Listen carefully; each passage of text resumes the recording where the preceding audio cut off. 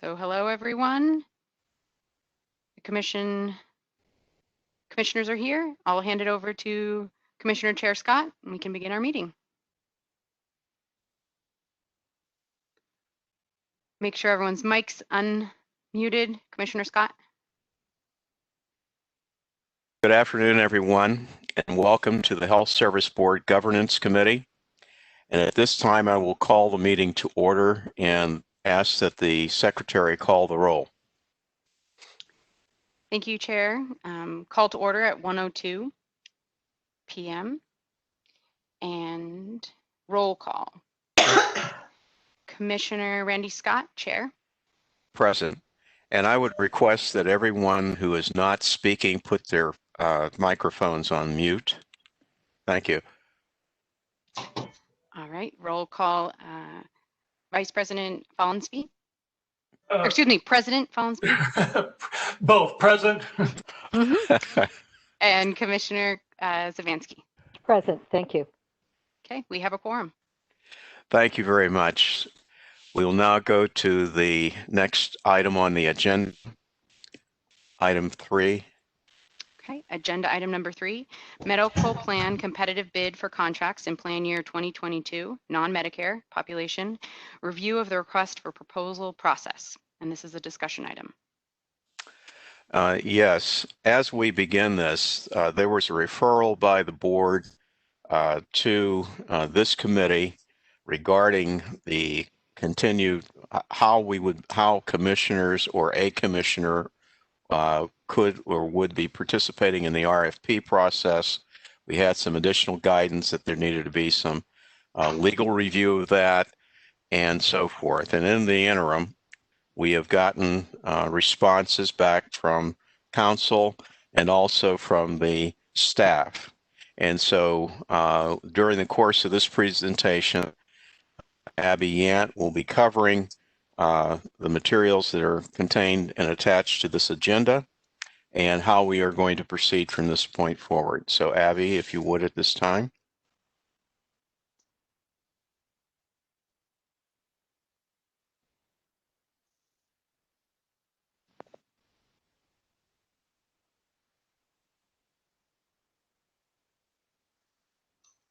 And Director Yant, you now have privileges to present.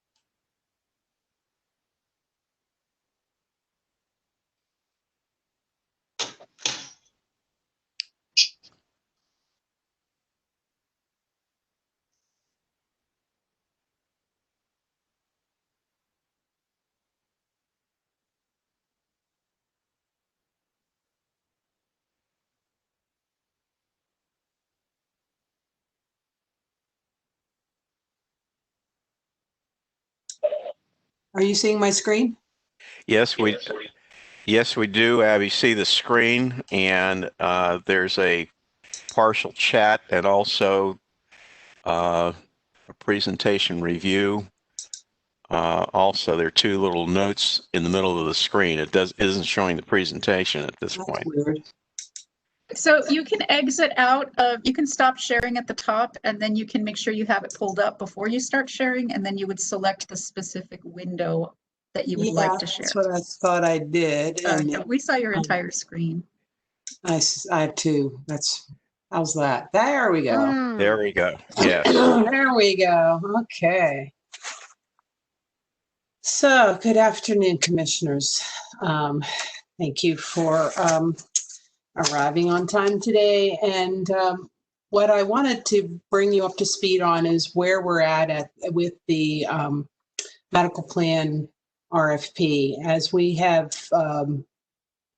considered, the role of the Health Service Board in the RFP, one of the things that I would like to sort of point out that, to be clear, because I know that looking back on this now, this wasn't as clear from the onset, what the process was that I saw that we were using to collect your input into the RFP.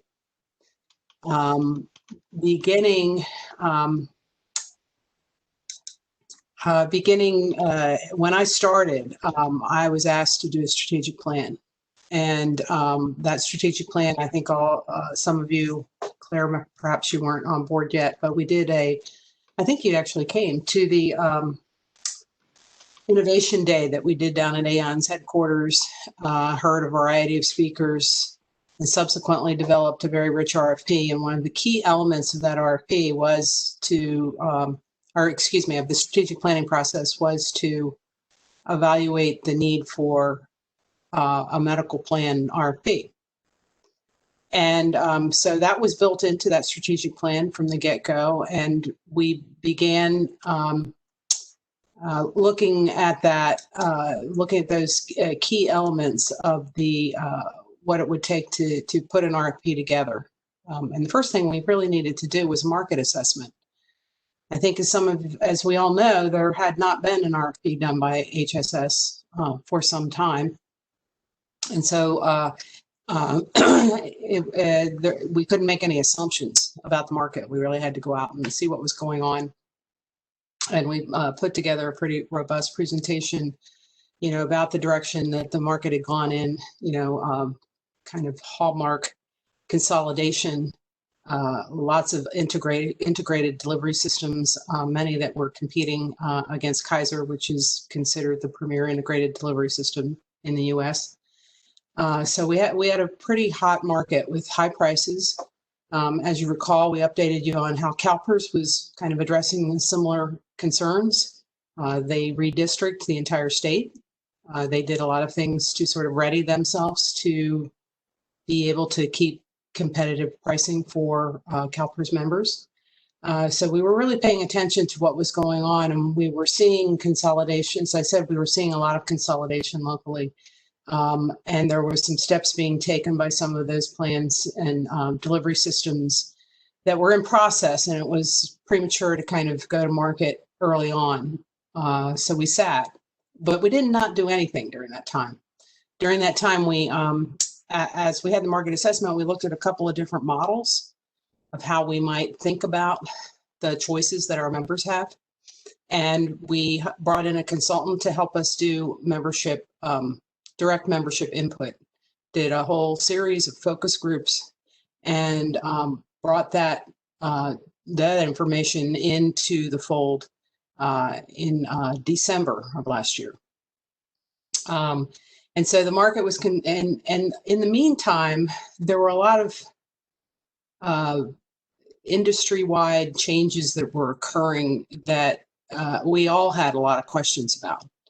So we did a whole series of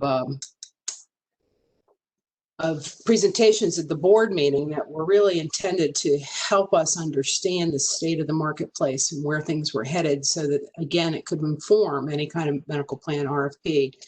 I've mentioned a couple of times, Michael Visconti, who I believe is on the call, is our lead contracts manager, and he's been really good at collecting all of this information at staff levels, at board levels. As we've said, what about this? He's collected all of that information, and so when we actually sat down to write the RFP, we had quite a stack of good information that we'd gotten quite a bit of input from the full commission at various presentations. And as I've outlined here in front of you, the market plan assessments, the risk scores assessments. We started to talk about the social determinants. There's other areas. Care management is just a huge component. I think even at the Innovation Day, we mentioned there was a couple of third-party vendors that come in and do care management, because healthcare in some areas are still pretty fragmented. And Director Yant? Yes. Pardon my interruption, but we're just for our tech support, we're wanting to be able to see your screen a little bigger. And if you can go up to your toolbar and go to View, and go to Switch, I believe, not, yes, you got it. I knew Thank where you you. were going. Okay. back over to you. Yeah, thank you. And so there were we did a system-wide presentation on care management, and then the plans talked about what they did, but we really talked about ideal state and then understood what the plans were doing. Similarly with primary care medical homes, certainly on the specialty benefit around infertility.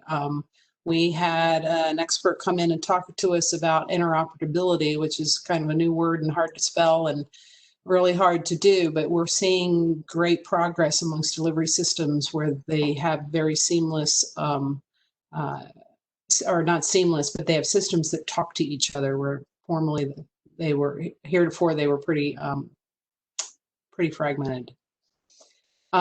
Second opinion came up a number of times. We moved off of the best doctor contract. We saw that there was a need for those services to be integrated within delivery systems.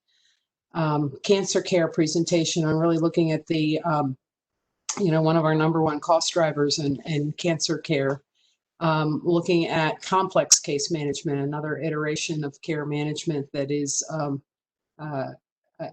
deals with our highest cost members that have very complex conditions and are very expensive for all of us to manage. Introducing audit policies that would look at, and we building these sort of system audits into health plan contracts as we go forward, and actually doing audits this last year. And then Mike Clark spent quite a bit of production time putting together for us a 4-part rate methodology so that we really had a very thorough understanding of how that is done. The cost utilization dashboards that Ren brings to the board once or twice a year that really gives us the big picture. So all of these presentations really were asking and answering questions that we had around our current state that would inform us as to how we would envision and contract with plans going forward.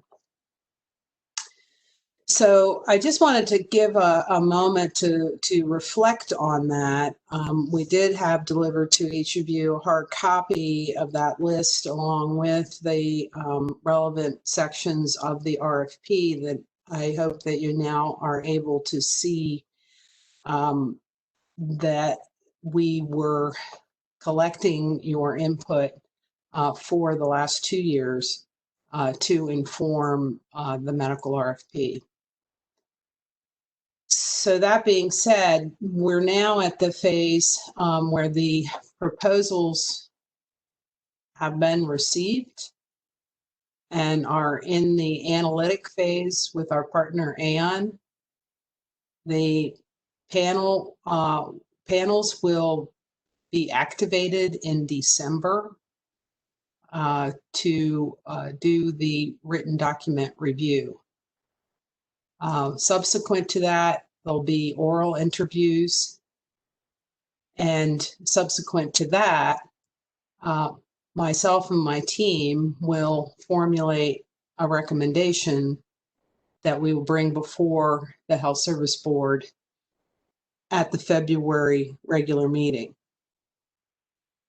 Certainly understanding the responsibility that you have for making these decisions, we have built into the timeline adequate time for a subsequent meeting. Should there be questions that you would wish to have answered before approving a medical plan selection. So we built in some time. We're hoping that we have anticipated your questions going into the presentation and we'll have addressed all, if not most of them. But certainly there is time because, you know, everybody knows we're on a clock all the time on this process to have that approval take place in the second meeting in February, should that be necessary. And that does give us adequate time to then complete negotiations so that we can get rates approved in May and June as required. So I think that's all. How do I give the screen back? I can stop sharing. There. Okay, I'm back. Are there questions by the committee at this point of Director Yant regarding any of this portion of the presentation, as well as the proposed timeline for us? Commissioner Stavinsky? I'm just wondering what, you said the RFPs have been received. So now what is AON doing with those proposals in the meantime until they actually get to you? The written submission, and Michael and Mike Clark are on the call, I believe, and they may add to this, but as I understand it, there's 3 component parts. There's a 365 questionnaire, 365 question questionnaire. There are the financials, and then there is the written proposal. So all of those have Mike Clark is looking through all of them to analyze those so that they can give us their read on what they're seeing. And that would also, is that, Director Yant, is that not also the opportunity as a first pass to see if indeed they have responded as requested in the RFP, that they've met kind of the threshold items and so forth? Is that part of the review that's going on right now? The respondent has made. Yeah. I mean, there's certainly that all the components that we requested are present in their response. Yeah, absolutely. That when they come in the gate, they do have to get tested to see if they can come in the gate. You know, the first is timely submission, and then there's several, and then we do look to make sure they've met the minimum requirements. That's already been completed by Michael and his team. So they've met those minimum requirements. They're clearly stated in the RFP. The other thing that I forgot to mention on the actuarial evaluation is they look at the disruption analysis. You know, how much of a disruption it would be with that particular submission. So there's a whole array of analysis and expertise that AON brings, and then they will provide that information to our panel, who has a scoring rubric that we have designed with Michael's leadership and consultation from AON. They will use that scoring rubric to review all of those materials, and then we will take receipt of that information. HSS will. Are there other questions from the commissioner or from the committee members? Yes. So, you know, I think that obviously all of us are interested in seeing the 5 aspects of our strategic plan sort of progress. And I guess the question is that, you know, at the time the board is reviewing then the recommendations of the staff, either in one meeting in February or a second meeting, there is still the option. The board is not here to rubber stamp, obviously, the recommendations of the staff. And so there is an option that we could determine based on the information that's provided that our goals of the strategic plan are not fully met. So then the option would be not to approve and then to continue with the current non-Medicare plans as already in place. Is that my understanding? And we're not, again, to rubber stamp in February. We're to hear and listen and make sure that we're comfortable that our strategic plan in all 5 aspects is being furthered. 2 points. One is, yes, we have a default position that we would retain the relationship with the existing providers should anything stop us from moving forward with a new plan selection or a different plan selection than what we currently have. And as to your second, as to rubber stamping, I certainly hope that that is never the case with our board, that you're put in the position of feeling like you're rubber stamping anything that we bring to you. Staff spends quite a bit of time really trying to anticipate what your questions are and trying to be respectful of the role that you play in making these decisions. And our job, as I see it, is to be certain that you have all the information that you need to make those decisions. Should we omit something, we are happy to go back and take that back and look at it, which is what I think that second meeting in February gives us time to do if we overlook something that is of import that you wish to have in order to make that decision. That is what we do. We go back and we find you that information.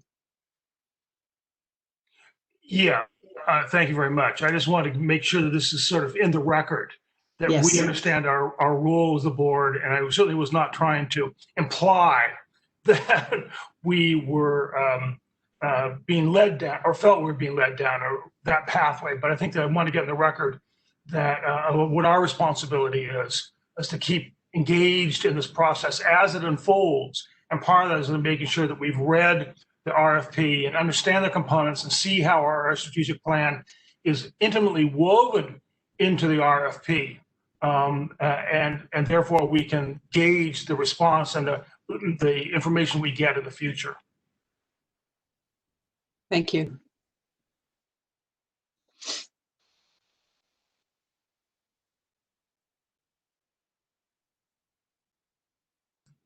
So I have no further other questions or comments.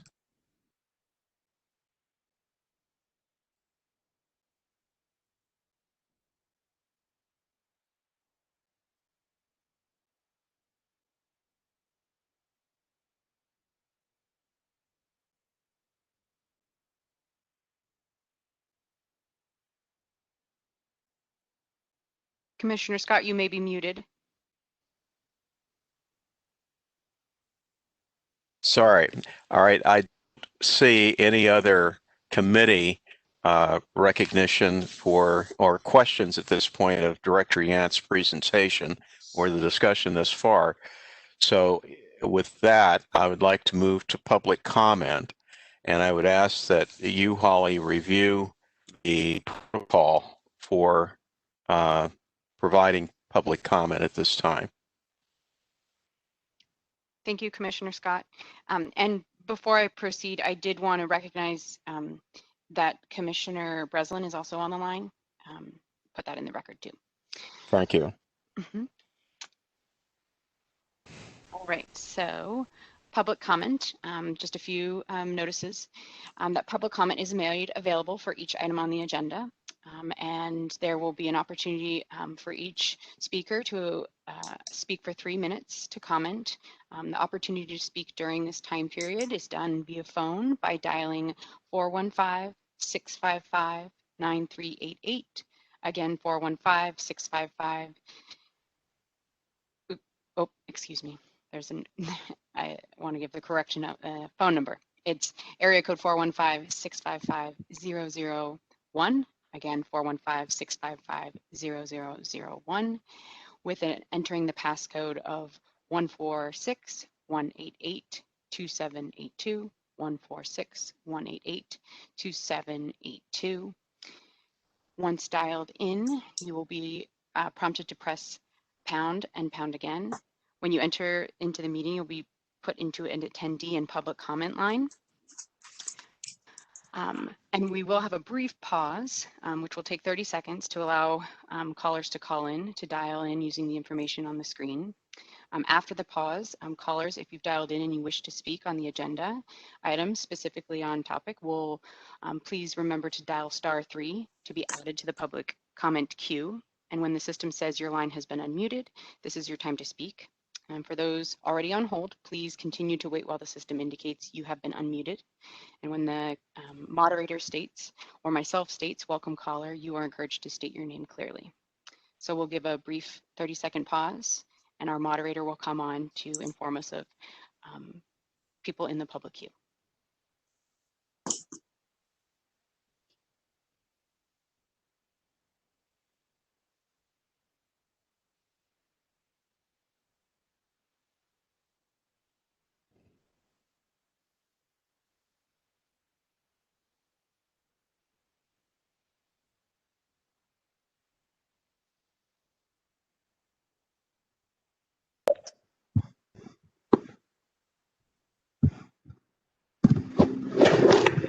Good afternoon, Board Secretary, and thank you for that 30-second pause.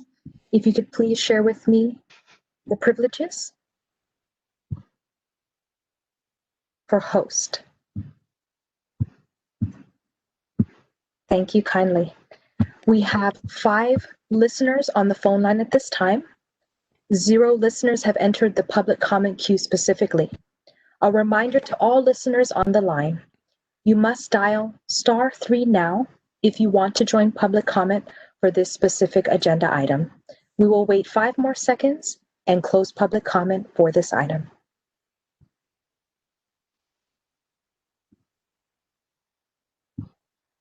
Commission Secretary, there are still no callers in the public comment queue at this time.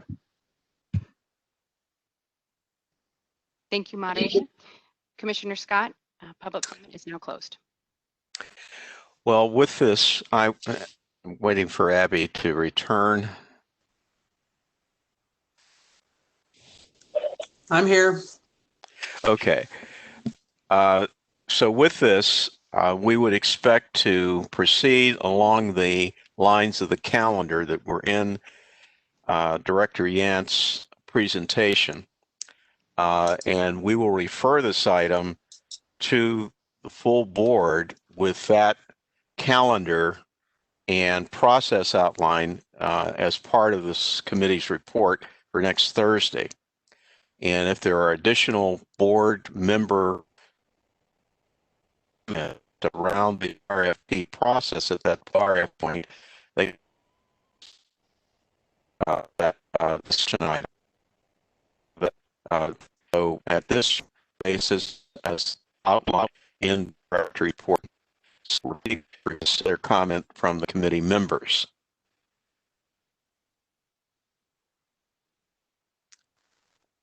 Commissioners Zavansky, any further comment on the item or the process?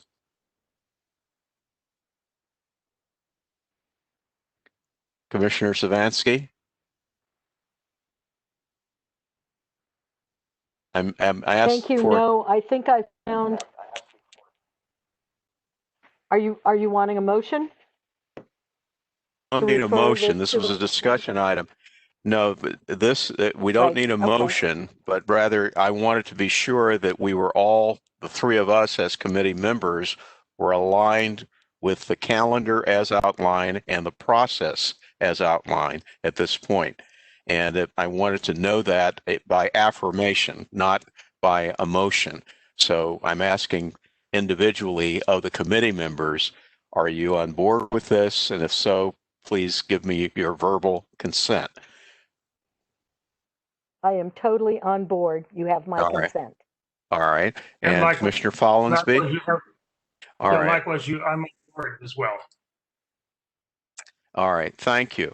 And so we've got it in the record so that when I report this out next week, I can say that we as a committee reviewed this, had an opportunity to discuss the process, and this is what we will be following going forward as it's presented as a committee report.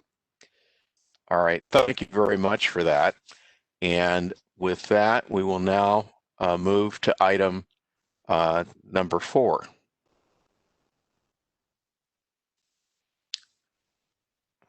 Board Secretary. Thank you, Commissioner Scott. Agenda item number 4, initiate public employee evaluation fiscal year 2020. This is an action item. All right, thank you. I wanted to comment on this item as a preface that we as a board have been doing this for several years. I think we're now into about our 5th year of both a board self-evaluation and an evaluation of the executive director. Given the fact that city resources are constrained and we've had changes in the DHR office, we have found that we needed to find a different source of support for administering these 2 surveys. And in consultation with Director Yant, we've identified that our board secretary is fully equipped, both it provided the transitional materials and training that she went through with the prior board secretary, and also in consultation with Julia, is it Ho? Ma. I believe it's Julia Ma, excuse Julia Ma, from the HR department, City Department of Human Resources. So unlike in years past where the DHR would send the notices and the emails and so forth, we're posting, and this is a draft presentation of the timeline and the process, that our board secretary would take ownership of this, and where she would need consultative support from DHR and from Julia Ma, she would have access to that. But DHR has said to us that they could not provide the same level of active support and staff support as has been the case in past years. So I wanted to just put that on the table and ask if the committee members, if you have any concerns or reservations with that statement. Commissioner Follinsby? No, I have no concerns about that. I guess the only question is that, that in the last survey, one of the issues that came up was sort of the way some of the questions, the options for answering some questions, and the confusion that then arose in the interpretation, from HR about that. Right. So when do we have input into that issue for the next survey? That's going to be today as we look at both surveys. Okay. Great. Then I have no problem with the process. Okay. Commissioner Zavansky. I look forward to seeing what we have today. Because, Okay. Well, I saw the results last time. I wasn't in on the process. So thank you. Okay. Thank you very much. Okay. So with that, I would like for us to take a look at the timeline. And this is what we will be acting on, that we're approving this timeline and the various tasks that are beside it for the evaluation of the executive director. So if you've had a chance to look at that, that will be the ultimate action item that we'll be taking on. So at this time, I would like to have you look at the actual survey that was also sent with this item. And I am not aware, and I've looked at the survey and the report prior to this meeting, as we looked at the executive director's evaluation, that there needed to be any changes in the actual questions that were being raised. It was rather a question of whether indeed we needed to provide examples. If a person, as the instructions outline, everybody is encouraged to rate the executive director on all of these dimensions: leadership and vision, resource management and governance, management of people, collaboration and communication, and client service. Those are the 4 broad areas that we're assessing Abby on. We also call during this process for self-evaluation by the executive director. So both things are kind of going on simultaneously and have the appropriate deadlines around them. If indeed we are rating on this 5-point scale that the particular area meets expectations, there is no need for any further comment. If indeed if a person would say that the executive director has performed above expectations or exceeded expectations, or if the person needs improvement, then there is, in some cases, unsatisfactory in a particular area. That requires that we as commissioners provide comments to support what that rating is. So if it's not satisfactory in any of the two dimensions, or if it's above expectations, we have to provide supporting comments. That's the way the process works. So I'm hoping that you've had a chance to review the questions. I looked at last year's report, and we didn't seemingly, in my recollection and my review, have a need to modify any of these questions at this point. There was some additional commentary that we might want to get more management participants in the review. Currently, it is just those who are directly reporting to the executive director, i.e. the chief of operations, chief financial officers, and I think, Abby, those are your two direct reports. Is that correct? Abby, Director Yant? Yeah, I think that's who we've included in the past. Yes. Yeah. Do you have other direct reports? Yeah, Holly and Leticia. Okay. So that would be an open question to the committee members as to whether we want to have those two persons, but mostly we focused on where the operational and administrative staff were reporting into the director directly, or had more contact and interaction with the executive director. So this is a discussion point at this point, whether there should be other members of Abby's direct reports that we think would be important to include.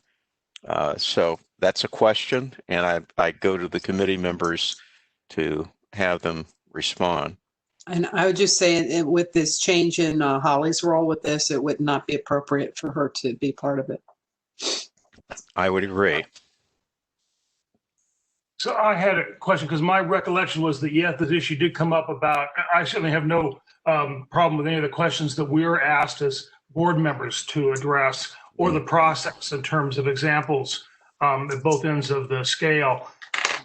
As I recall, the issue about input from other staff, I didn't recall that we were asking for that input to come to us from the board. Mm-hmm. It was to go to HR, but we were just making sure, we just want to make sure that there was some option for staff to have feedback, but we weren't looking for that for ourselves. And so am I clear on that? That we're not asking for expanding the list of evaluations for us to for us to see? Well, I a little bit of the opposite opinions, Commissioner Fallonsby, that was a question. If there were other direct reports, should they be included in the review process? And at the time, we'd had no insight into the fact that Holly, as the executive director, or the executive director's executive assistant, and the board secretary would be actually administering the survey this time. So I would concur with Director Yant that would not be appropriate. But that the question was, should there be another a step down below the two who have originally provided input.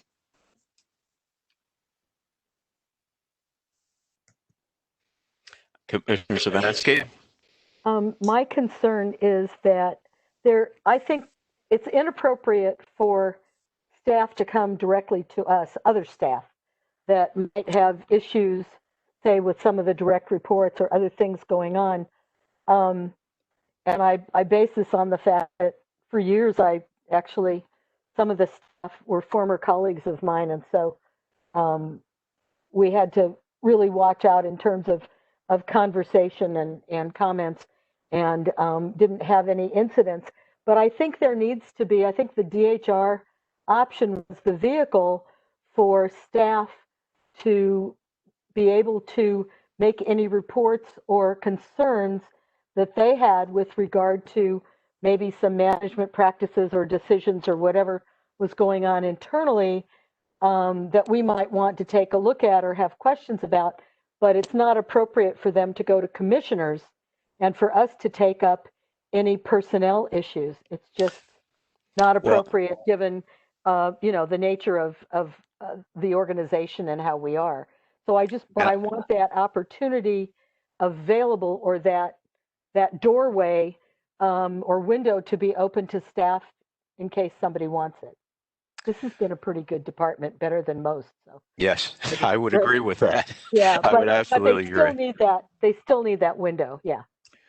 Well, I guess the question is that to me sounds like normal HR process, that staff have concerns, they would then take recourse through the internal channels to try to get those concerns responded to. And in terms of the direct response to us, or input to us as commissioners, none of these surveys are seen by us. They are summarized, and in this case, it was the third-party DHR. Now it'll be with Holly, and we don't know the source of any survey, who made the comment, or what have you. That is completely restricted to the survey administrator, if you will. So even if staff members would put comments in, and I'm not suggesting that they do, in the survey process, we don't know who said what. So it's without attribution. It's really about the comments themselves or the ratings that are provided. We don't know how individual commissioners have rated. All we know is that they've completed the survey, made comments if they chose to, but we don't know which commissioner made which comments, unless the commissioner self-discloses. All right, so I would gather from the comments that are being made that we're talking about administering the survey in the very same way as we did a year ago, i.e. to the board members and to those two primary direct reports to the executive director. And I would concur with that. All right. So with that, is there any public I'm ready to entertain a motion that we adopt the evaluation survey as printed and the proposed timeline. May I ask a question? Yes. I'm just not clear now on the direct reports. Those are anonymous for sure, but I thought there were more than two before. Maybe I'm wrong, but I thought there was more than two. And it's very important, of course, that they are anonymous. This is Commissioner Breslin speaking, just for the record. All right, please go on, Commissioner. Yeah. I thought there were more than two direct reports before, and I thought they are anonymous, right? And, yes. There wouldn't be any point if they weren't. So, Scott, I failed to mention Carrie Bashir's, the well-being manager, also reports to me. And for the last year, we've had a situation where Michael Visconti's been reporting to me as the contracts manager as well. All right. So you want those direct reports? So I Yeah. think maybe we I should had have been, them. I had been under the understanding though that, and it's been my experience the last 2 years that we limited it to the executive team, which is the CFO and the COO. We didn't do a deeper reach. And I think that what we may want to think about is, because doing 360s is an art and a science. And I do think that they can be valuable, but I think it would, if we were to expand the opportunity for people to participate in a 360, I think we should, the whole management team should do 360s for themselves and as well. And I'd be happy to take a look at what that would mean. But to do 360 solely for one individual in a management structure, I'm not sure is the best way to go about doing that.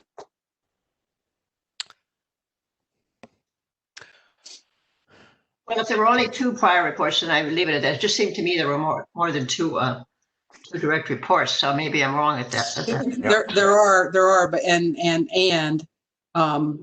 the participation in the last 2 years have been just the 2 executives. Okay. All Okay, right. the second thing I wanted to ask was to clarify the DHR's part in this at all. They're not having any part in this at all? They are going to, as I understand it, and I will defer to Director Yant and to Holly for precision on this point. My understanding is that they will be available to Holly to both review the process that we adopt, to be sure there's no glitches in kind of how it was distributed. Once the data gets back, they will assist and overview her summation of it and so forth, but they won't be the triggering office, the action office from that standpoint. They'll be consulting with Holly as we go through the various steps. Well, that's the main thing, as long as she gets some help, because that's a big ask for a new person, and summarizing it and compiling the answers are the biggest hurdle, I think. That is correct, and so Holly, you can respond to the conversations that you've had, and Abby as well, with DHR regarding the consultative support they're willing to provide. Yeah, I think Julie's been very gracious. She notified us early on that this was going to be an issue for her, that she wouldn't be able to support going forward. And then as Holly came on board and has quite nicely, I will say, settled into her role, we did have a discussion on her willingness to be able to take this on at this point, and we discussed the workload as well as the technical skills to do the work. And she's, all indications are she's more than ready to manage this. And Julia has been very gracious in taking her calls and talking through the process, and willing to, as Commissioner Scott says, to give some oversight to the process, which I think is the right thing to do. And it's very generous of her to offer to do that. All right. So with that, I'm ready to entertain a motion that we adopt the evaluation survey form as presented and the timeline. Commissioner Scott, I'll make the motion that we adopt the process as discussed and the timeline as provided. Is there a second? I'll second that. All right, so it's properly moved and seconded. And at this point, is there any further public comment on this item? Commissioner Scott, we can open for public Please comment. do. Okay. And I'll quickly reiterate instructions for anyone on the call, so that each speaker will be allowed the 3 minutes to comment, and the opportunity to speak during this public comment period is available via phone by dialing 415-655-0001. Again, 415-655-0001, entering the access code 146-188-2782. Again, 146-188-2782, then pressing pound and pound again, and you will be entering the meeting as an attendee on the public comment line. And after the 30-second pause to allow callers to dial in using the information that was just described, callers, if you dial in and wish to speak on the agenda action item, please dial *3, and then you will be added to the public queue. And when the system message says your line has been unmuted, this is your time to speak. For those already on hold, please continue to wait until the system indicates you have been unmuted. And when I welcome you, you are encouraged to state your name clearly. And we'll give that 30-second pause and wait for the moderator to let us know which callers are online. And I'll be momentarily passing over the host privileges.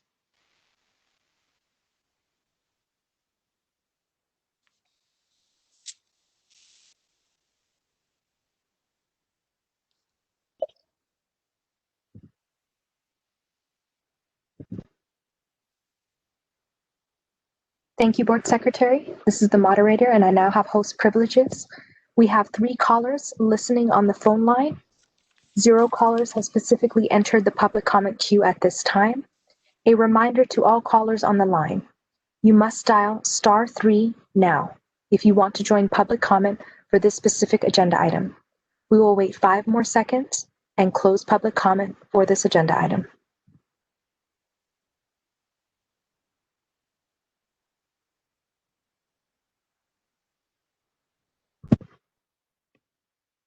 Commission Secretary, there are still no callers in the public comment queue at this time. Thank you, moderator.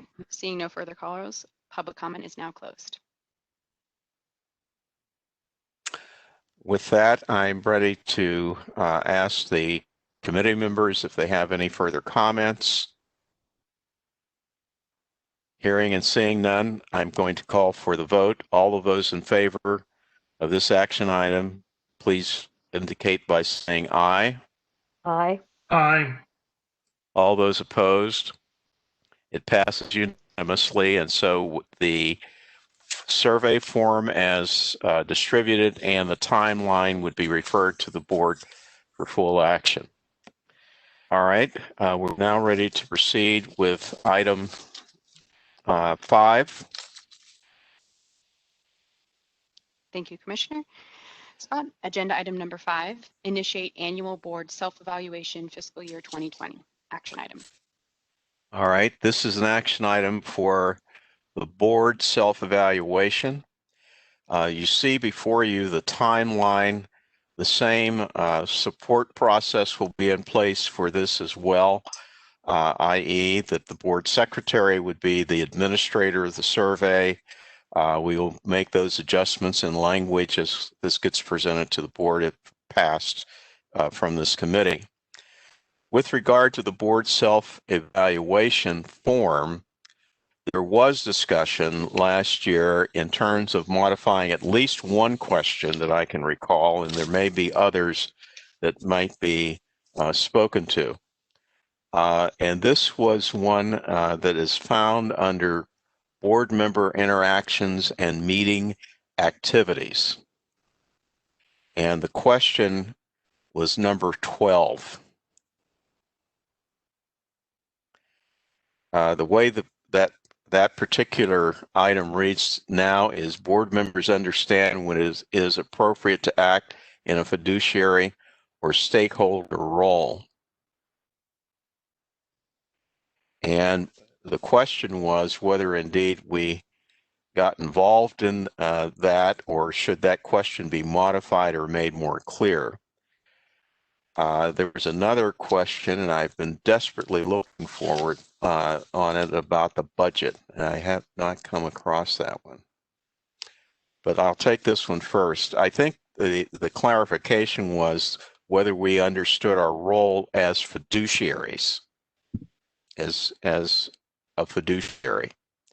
So not whether we were, when it's appropriate to act as a fiduciary or a stakeholder, but our role as a fiduciary, I think, would be more clear in terms of that particular question. We've had training sessions on that. That's part of board member orientation. We do that as we hear appeals, raise questions about plan policy, assure that audits are conducted. We review the annual audit process and so forth. And there we are acting as a fiduciary. That is part of what we do. So I think that we'd be better served to focus on that versus a stakeholder role. I didn't know, even as this was put together, I don't know that I always focus on the fiduciary part, not the stakeholder part. So that would be an amendment of language, our proposal to change that language. Yeah, I would agree with that. I think that the word stakeholder is not only confusing, but not really appropriate. We have a fiduciary response, and I think that you've outlined, some of the opportunities you had to ensure we're educating that, but we're not a stakeholder in that sense. So I would agree with a change in wording. Okay. Strike and stakeholder. Mm-hmm. I concur with that because I think stakeholder is confusing, and I took it to mean my fiduciary responsibility. At least in the past, I've interpreted All that. right. We'll modify that language in the survey form. And I would ask the other two members of the committee, I thought there was something in here about budget, and I have not been able to find that. Maybe it was my imagination. What I don't remember discussion about the budget, and I didn't go back to look at our previous minutes. What I do remember was that in interpreting the results, some of us felt that there were questions that we couldn't answer because the occur like on a new member orientation. We weren't members and we weren't being oriented. And so when we were instructed about, how do you just put down neutral? So certainly the results were sometimes interpreted saying that some members put neutral when they couldn't answer the question because they really hadn't had any experience in that area. So the question is whether we should add a dot, a choice of not applicable. Yes, I was going to, that is clearly documented in the summary of the board evaluation as well. And so that would be a question that if we're going to modify the form, do we put a not applicable in a? Yes, I don't want to change the subject from what you were asking us, but but it was leading. Thank you, Commissioner, because that's where the next point was leading. That if we had no other changes, then this rating structure about whether a person felt that they had been exposed to that particular item or question, what the question was asking about, either due to time or the fact that they've gone through orientation one time and didn't do it in this current period. We normally do it once. We've got a chance now online to do a refresher if you wish, but it's not a formal part of the board member process. So do we want to add to the rating scale for all questions the item NA? I'm not sure NA would be appropriate for all the questions, but for something like this, it might, where if we're not attending any of the orientations or listening, we wouldn't have any way of rating. I think we need to take a look at where that might be appropriate, but I don't think that should be an option for all the questions. And I agree with that. I think the question really came up with the question number 3, which is the board orientation program. But if someone put an NA for receives information and reports that are necessary to carry out duties, they shouldn't be answering NA. I agree. Questions should not be answering that way. All right. So there was I think that was the only question that to me required maybe not applicable, but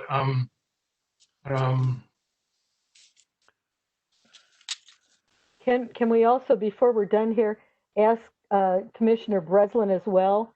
Because I know in the past, Commissioner Breslin has gone over this with fine-tooth comb and might have something to add to our commentary today. She has not been shot in the past, and so Commissioner Breslin, do you have any other comments? Yeah, well, I just remember that it doesn't apply being a problem for certain items. I can't remember which ones, but Yeah. there were a couple of them, I think. So you might have to use it leave it as one of the choices.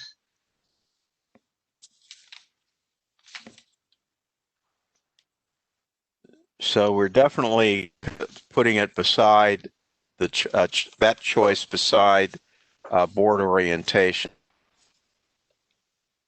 Yeah, which is number 3, I think. 3.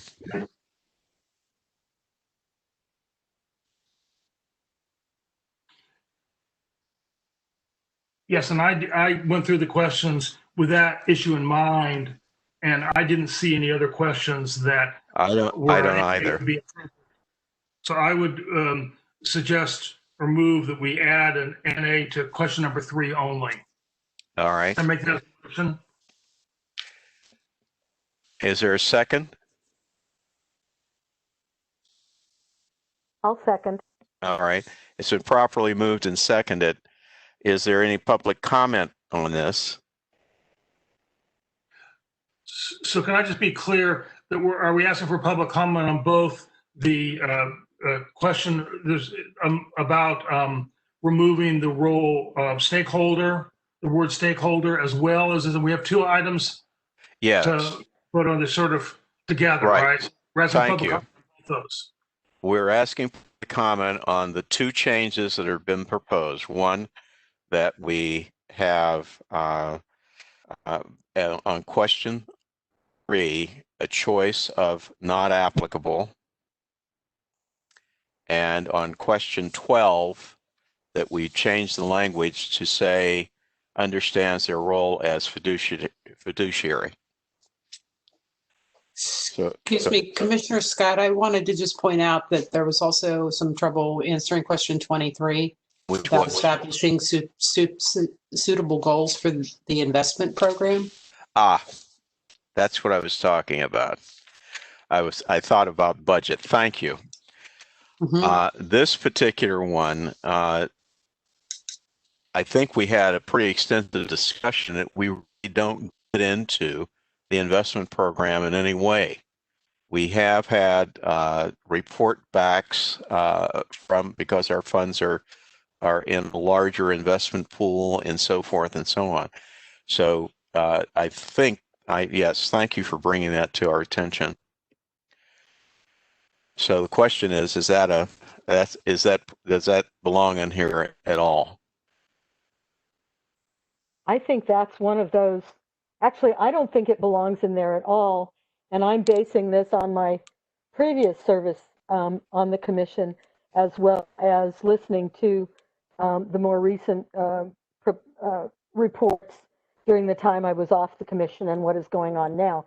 I don't think it's appropriate for this board because it's the treasurer and the controller that are dealing with those issues and not us in any way. We're not like the retirement system. Right. So I think it's not an appropriate question to have in the survey at all. All right. So let's be clear about where we are from a parliamentary procedure standpoint. The question for public comment right now is on questions 3 and 12. So does someone want to amend that, and then we'll open it up for public comment that we delete question 23? Yeah, I would amend our motion to add a third which is establish suitable goals for the investment program 23 and move to strike that. All right. I'll second that amendment if it's appropriate. All right. It's been properly moved and seconded that we eliminate question 23. So the public comment will now address questions 3 and the proposed actions, just to get us on the record correctly. And we'll now call for the board secretary to open public comment. Yeah, we have to restart public comment. Yes. I'd like to make a comment too. I'd like to make a comment, a question, Yes. if possible, about the Yes, investment. It is in the charter that we are supposed to have an investment policy, which we do now have. So I can't remember exactly how that question is worded, but it is part of our job to have an investment policy, even though we don't do anything. And we did establish a policy. So does the question just ask, do we need a policy, or does it ask? No, it doesn't, something Karen. else? No, it's asking something else, just to be clear. The board establishes suitable goals for the program. Question is, it doesn't talk about the policy or anything else. It's that's the explicit question. And so I absolutely agree with you that we do have an investment policy, and we do get reports around the investments and so forth. But this says the board establishes suitable goals for the investment program, and that's not what we do. Okay, thank you. Thank you. Mm-hmm.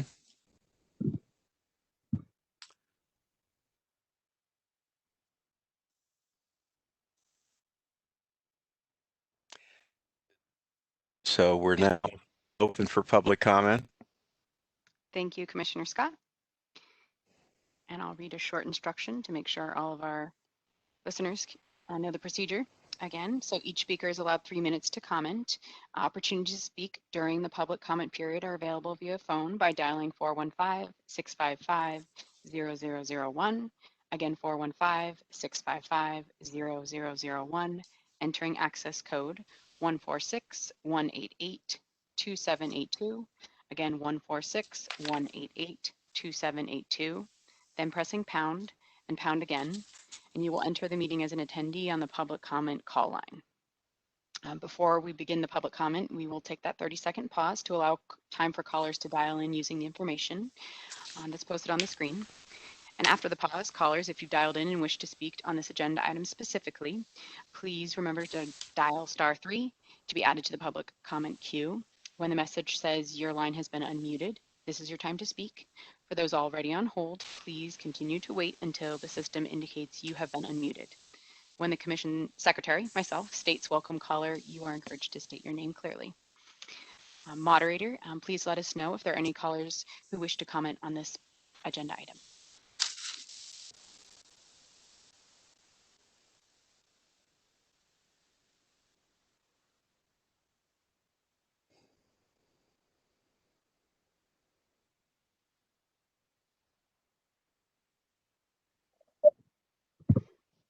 Thank you, Board Secretary. The waiting period has elapsed. We have 0 callers in the queue at this time. Callers, if you'd like to enter the public comment queue, please dial *3 now. We will wait a few more seconds and close public comment for this agenda item.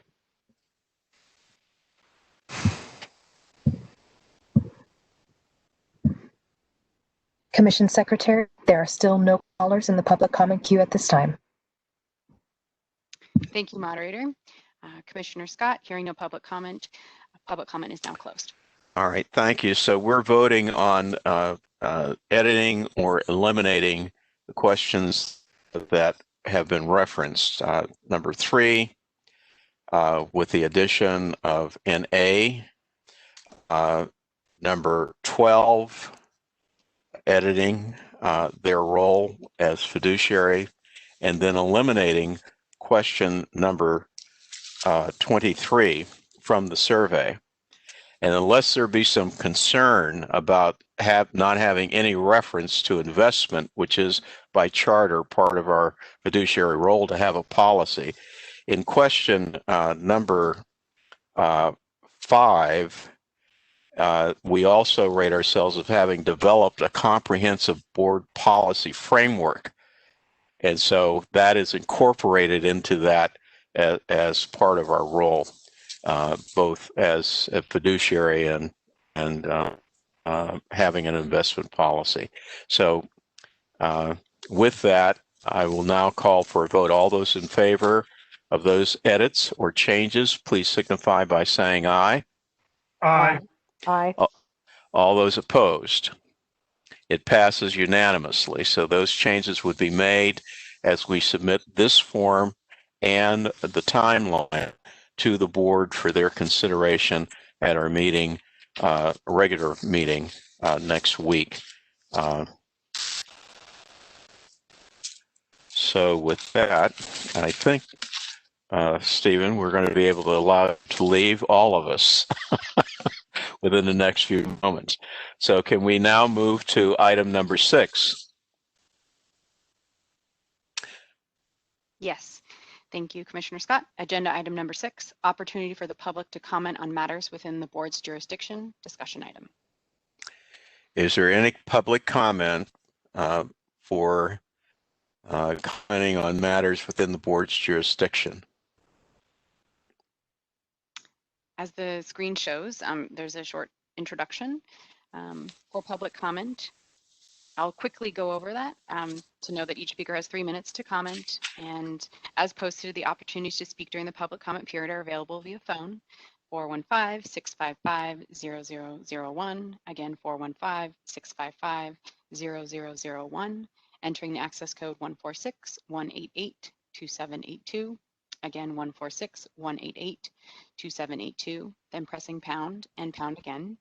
And you will be entering as an attendee on the public comment call line. And after a short 30-second pause to allow time for callers to dial in using the information on the screen, the callers, if you've dialed in and wish to speak on this agenda item, please remember to dial *3 to be added to the public comment queue. When the system says your line has been unmuted, this is your time to speak. For those of you already on hold, please continue to wait until the system indicates that you have been unmuted. And when I welcome you as welcome caller, you are encouraged to state your name clearly. And after that pause, moderator, if you could please let us know if any callers wish to comment on this agenda item. I'll be passing the host privileges shortly.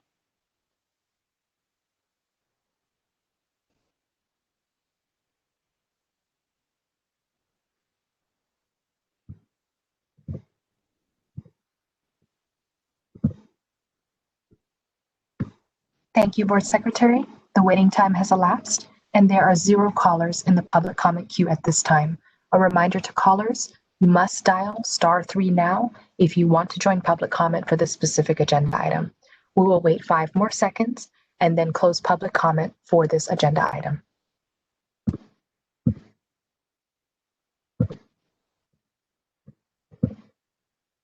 Commission Secretary, there are still no callers in the public comment queue at this time. Thank you, moderator. Commissioner Scott, seeing no callers in the public queue, public comment is now closed. Thank you. We'll now go to item 7. Thank you. Agenda item number 7, opportunity to place items within the board's jurisdiction on future agendas, discussion item. And again, for any callers who've just joined, I'll read our instructions. So each speaker is allowed 3 minutes to comment. Opportunities to speak during the public comment period are available via phone by calling 415-655-0001. Again, 415-655-0001, entering access code 146-188-2782. Again, 146-188-2782. Then pressing pound and pound again. You'll enter the meeting as an attendee on the public comment line, and it'll take a 30-second pause to allow for callers to dial in using the information on the screen. After the pause, callers, if you've dialed in and wish to speak on this agenda item specifically, please remember to dial *3 to be added to the public line queue. When the message says your line has been unmuted, this will be your time to speak. For those already on hold, please continue to wait until the system indicates you have been unmuted. When I welcome you, you're encouraged to state your name clearly. So after this pause, moderator, please let us know if there are any callers in the queue who wish to comment on this agenda item.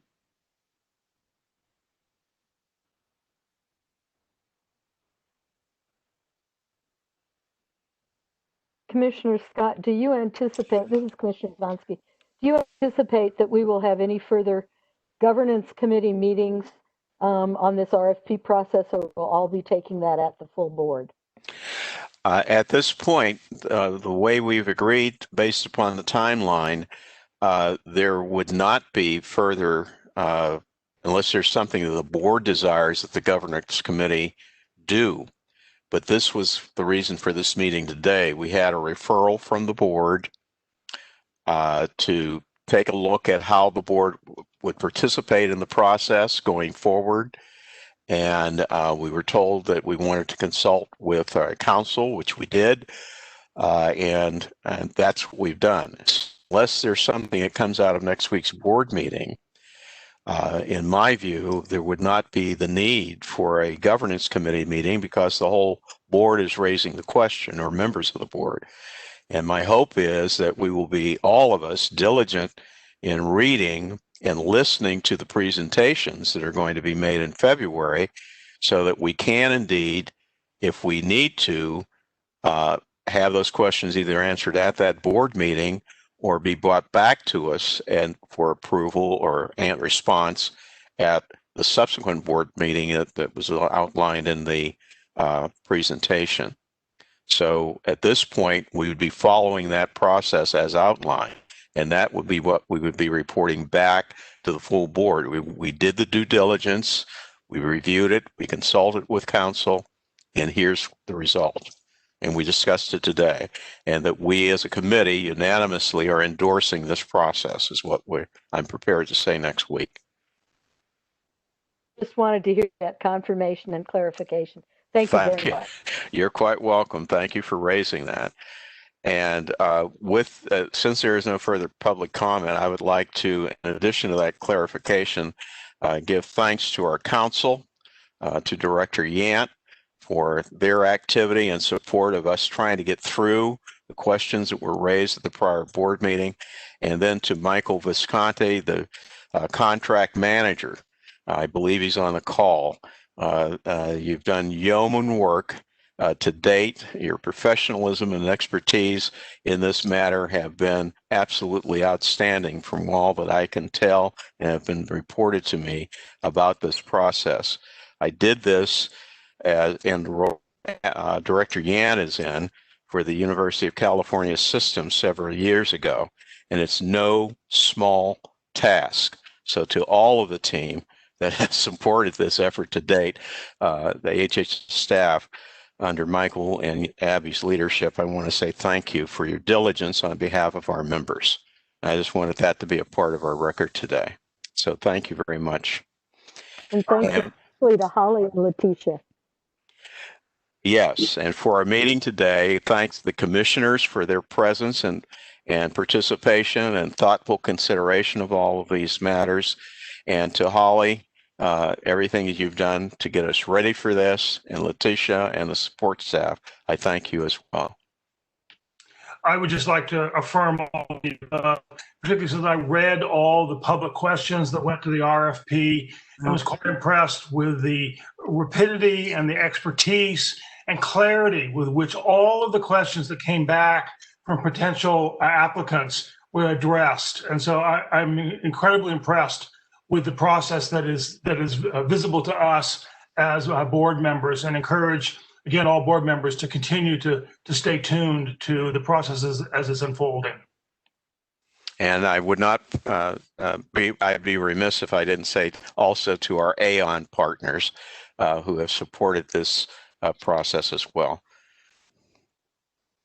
So with that, if there's no further comments, I'd like to, at this point, say that the meeting of the Governance Committee of the HHS Board is adjourned. Thank you. Thank you. Thank you. Thank you, Commissioner Scott. Thank you, Commissioner Vansky and Commissioner Balmsby. Thank you. Thank you. Thank you very much.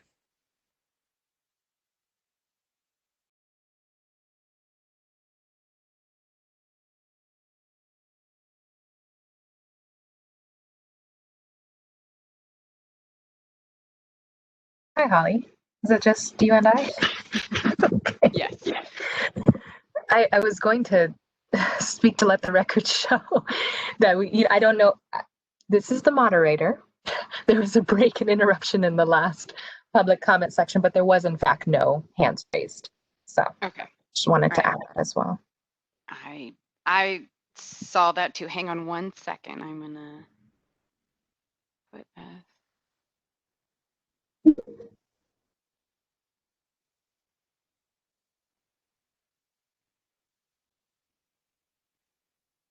Leticia, you still there? Yes. Okay, hang on. I'm doing something on the inside. Why is it? It's weird. I'm just checking to make sure that we are alone in our participation. I see no attendees Okay, on my, that's a good point. on my end. Oh yeah, as the moderator. I only see 2 panelists as well. So Okay. Yes, I think that's a remaining reflection point of when do I interrupt and remind of like, oh, we didn't Is get there that on the anything- record. is there an issue around that? That's what I'll have to check. Is that I think where it really comes in is that I need to check in with the Commissioner Scott and with Follansbee ahead of time, reminding them that I will interrupt them, and just to keep on track, and they'll understand that. But I didn't do that this time. I don't know. I'd have to check and see if like, yeah, we violated a code by not ending public comment, although there was no one on the line. No. Yeah, that's what our record will show, that no one is on the line. And I do have a screenshot as well. So there was nobody raising hands or anything at that point. Okay. But again, the gratitude started and it, and then the meeting was adjourned. And so it was a little difficult to interject. Yeah, and I think it's more of my my own hesitation to feel like interruption is rude. Mhm. And I need to get over it. Or I just need to practice it and be uncomfortable with it while I do it. Because I did it with Abby. I think it's because I'm a little more comfortable with Abby than I am Well, that makes sense. And as far publicly. as the recording today, do you edit that or is this publicly posted, the recording, or no? No, the governance committees are not publicly posted. I'll publicly post the minutes. So we Okay. record them for our own sake, but we're not posting it. Okay. Yeah. And then it wasn't, and like I said in the Teams chat, SFGov wasn't communicating it live either. They're broadcasting it, which is why I didn't say it even from our script. Okay. Yeah, well, let me know what they say. No, I was waiting for you because I was like, oh, I know you usually let them know like, oh, we need a motion or we need a public comment, to sort of cue them. But I know at the end of the meeting moved fast. So let me know what they end up saying. And Okay. and I mean, I did confirm to you, right, seconds after. Nobody had been in the queue. I mean, there were 3 people listening, but not raising their hands. So Yeah. And 2 of them, one person was a member. Lois was a member, Larry was on our team, and Debbie was from Kaiser. So Yeah. there was only one person listening, and that person dropped off. So it was. I think it'll be. Yeah, but let me know when and what. Okay. Well, thank you. Yeah, thank you. Have a good day. Okay, you too. Bye-bye.